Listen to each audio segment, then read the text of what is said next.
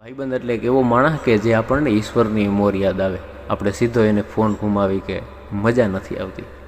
અને જીવનની આ ભાગદોડમાં અમુક વખતે આપણે એવા ઠેકાણે આવી પહોંચીએ છીએ કે જ્યાં આપણને વગર કારણે ઘણીવાર એવું થાય છે કે આજ મને મજા નથી આવતી.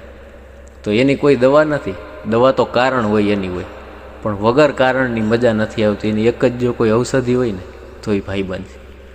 એટલે ભાઈબંધ હાટું મેં એક લાઈન લખી હતી કે જગત આખું થાય કે ન થાય એની ખબર નહીં, પણ જેનો ભાઈબંધ રાજી ને એનો ભગવાન રાજી. તમને યાદ છે આપણે એવા કેટલા ઠેકાણા છે કે જ્યાં બેસતી વખતે આપણે કોઈ દી આપણી ઘડિયાળમાં નથી જોયું. એવા કેટલા ઠેકાણા છે કે જ્યાં આપણે બેઠા ત્યાં આપણે આપણી જાતે વિસરાઈ ગઈ. જેનો હાથ આપણા ખંભા ઉપર હોય તો આપણને એમ લાગે કે હું દુનિયાના ખુશનસીબ માણસોમાંથી એક છું. મૂડી આપણી પાસે હોય કે ન હોય, એના ગજવામાં કાંઈ હોય કે નહીં, પણ એના